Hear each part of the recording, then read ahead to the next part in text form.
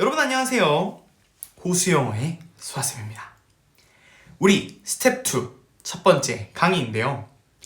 인트로를 보신 분들은 알겠지만 선생님이 어떤 특정한 그림에 밑줄을 긋고 시작을 했습니다. 그 밑줄이 조금 더 잘 보일 수 있도록 형광펜 칠을 해놨는데요. 한번 보도록 할까요? 바로 우리가 오늘 배우게 될 그림이 요 인이라는 그림입니다. 자, 인이라는 그림 우리 많은 친구들이 뭐뭐 안해라고 해석을 할 때가 많은데요. 사실 그렇게 해석을 하면 100% 다 충족하진 못하거든요. 그래서 우리는 인이라는 그림을 볼 때 앞으로 이렇게 그림을 그려줄 거예요. 자, 밑에 있는 인도 이렇게 그림을 그려줘 볼 겁니다.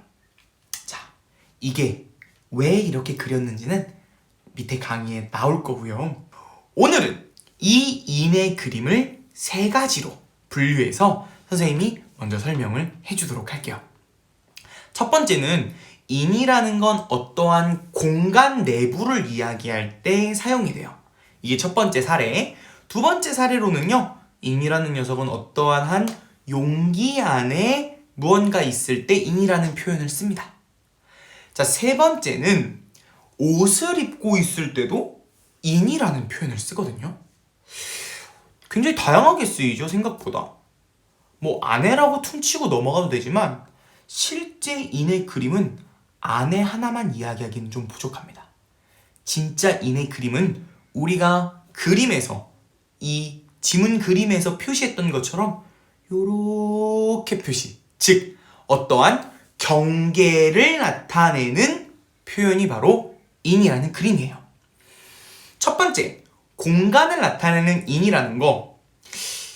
지금 이 장소가 좀 나름대로 괜찮은 스튜디오 같나요? 선생님이 아직 모니터를 못 해봐서 잘 모르겠는데 여기가 사실 번지르르한 스튜디오가 아니라 누추한 우리 수아쌤의 방입니다. 즉, 이 방이라는 거는 벽과 천장, 벽이라는 경계로 이루어져 있잖아요. 즉, 수아쌤 인, 수아쌤 방이라고 이야기를 한다면 수아쌤 방이라는 경계 안에 수아쌤이 들어가 있다라는 걸 나타내는 이미지라는 거죠. 이해가 되세요? 경계 안에 무언가를 나타내는 인. 조금만 더 파생해서 생각해보면 우리 대부분의 학생들이 학생일 텐데, 진짜 학생일 텐데 학교를 가면 학교 건물이라는 경계가 생기게 되죠. 그 경계 안에 여러분들이 있을 때 학생인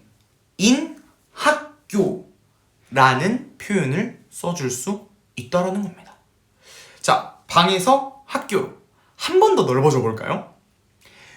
물론 여러분들이 각자 다른 지역에서 살고 있겠지만 우리 한국 사람이니까 대표로 서울을 한번 예로 들어보죠. 네이버에 서울시 이렇게 검색을 해보면 서울시 모양이 빨간색으로 이렇게 경계져서 나오거든요. 맞아요. 경계. 많이 들어본 단어죠? 여러분들이 서울시라는 경계 안에 있다 라고 표현할 때 인이라는 표현을 쓴다는 겁니다. 서울 사람 인 서울시 라고 쓸 수 있다는 거죠. 첫 번째 그림이 공간 안에 있는 걸 표현할 때 인을 쓴다. 잘 알아들었나요? 두 번째로 한번 가보도록 하죠.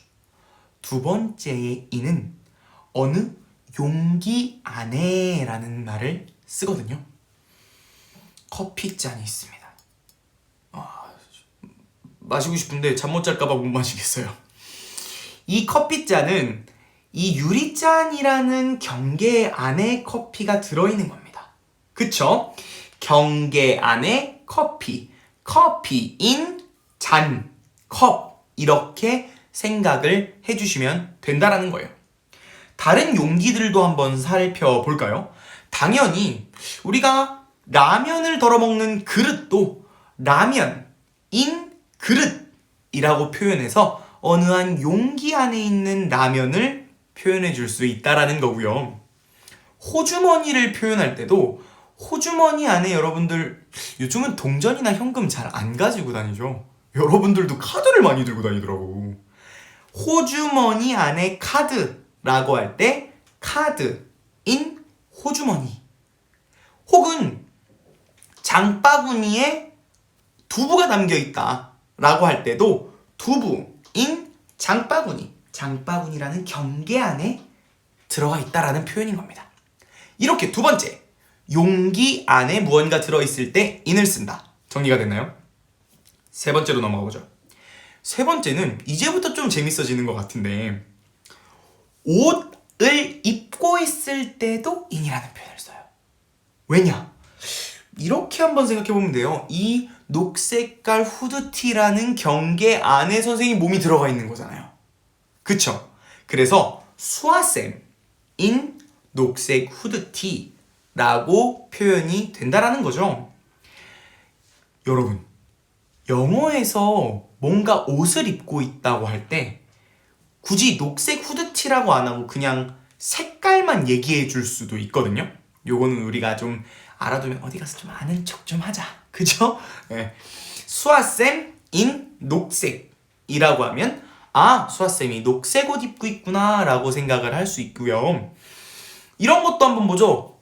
저기 검정색 정장 입은 남자 좀 봐 라고 할 때는 남자인 검정색이라고 표현할 수 있는 거고, 흰색 드레스 입은 여자 좀 봐 라고 할 때도 여성인 화이트 이렇게 그냥 표현할 수 있다라는 거예요. 이해가 좀 되나요? 자, 지금 이 세 가지의 인의 그림을 잘 이해한 친구들은 주목! 여기서 바로 수아쌤의 킥이 나갑니다. 인은 아까도 말했듯이 어떠한 경계를 나타낸다라고 했습니다. 이 경계라는 그림의 파생에서 그림으로 한번 설명을 해볼게요. 자, 우리 그림으로 한번 가봅시다. 우리가 이런 그림을 만화책에서 되게 많이 보는데요. 이렇게 어떤 사람 뒷모습입니다. 이게 동산 이런 거 아니에요. 사람 뒷모습에 이렇게 막 우리가 우울함의 아우라가 막 이렇게 막 쳐져 있을 때가 있겠죠. 잘 보면 이 우울함에 지금 보여요? 선생님 경계 치고 있는 거 보입니까? 우울함의 경계 안에 사람이 들어가 있는 겁니다. 그래서 나는 울어 인 우울이라고 표현할 수 있다라는 거예요. 우울함이라는 감정 안에 내가 있는 거죠. 응용을 해보면 물론 우리가 우는 것뿐만 아니라 기뻐서 울 수도 있겠죠. 나는 울어 인 기쁨. 감동을 받아서 울 수도 있어요. 나는 울어 인 감동이라고 표현할 수도 있다라는 겁니다. 자, 오늘 우리 인이라는 그림을 세 가지로 보고, 그리고 수아쌤이 키까지 네 가지를 봤는데요. 아무래도 인을 중점적으로 강의를 하다 보니까 마치 이 인이 엄청나게 중요한 것처럼 느껴져요. 그죠? 근데 우리 강의의 스텝 2의 제목은 뭐죠? 지워라라는 말이에요. 선생님 그렇게 열심히 설명을 해주셔놓고 이걸 지우라고요? 네, 지우세요. 왜 그러냐면 예를 한 가지 들어보죠. 여러분들의 부모님이 수아야 저기 옆 마트 가서 두부 좀 사와라 라고 이야기를 하신다고 보면 사실은 나는 옆 마트까지 갈 필요도 없어요. 슈퍼를 가도 되고요. 아니면 요즘엔 편의점에서도 두부를 팔더라고. 편의점에 가서 두부를 사와도 되는 거예요. 왜? 엄마한테 중요한 건 사실은 두부이지 어떠한 장소를 나타내는 마트, 슈퍼, 편의점 사실은 크게 상관이 없기 때문이죠. 이 친구들은 단순하게 도움을 주거나 어떤 부가 설명을 하기 위한 장식품들일 뿐이에요.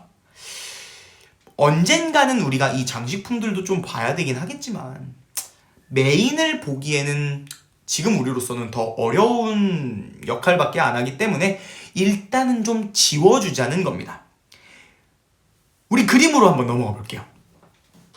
자, 아까 우리는 인이라는 그림에 이렇게 경계를 그려줬습니다. 이게 바로 경계라는 의미였어요. 이 경계를 그리고서 지워주세요. 이렇게. 지워주세요. 왜? 장식품이니까 일단 지우자는 겁니다. 알겠죠? 자, 오늘 인의 강의를 듣고 이 인을 왜 지워야 하는지까지도 공부를 해봤는데요. 어떻게 이해가 잘 됐나요? 혹여라도 질문이 있는 친구들은 영상 댓글창을 통해서 선생님과 원활히 소통해주면 좋을 것 같고요. 여러분, 숙제 있습니다. 여러분들이 스텝 1에서 봤던 10개의 지문들 안에도 이 인이라는 그림이 숨어 있을 거예요. 찾아서 경계를 치고 지워버리세요. 어떤 의미인지만 파악하고 나서 말이죠. 그렇게 인을 지우다 보면 이제는 선생님의 그림이 아닌 여러분들의 그림이 되어 있을 겁니다. 어떻게만 하면 된다고요? 매일 그리고 쉽게. Easy and everyday. Bye bye guys.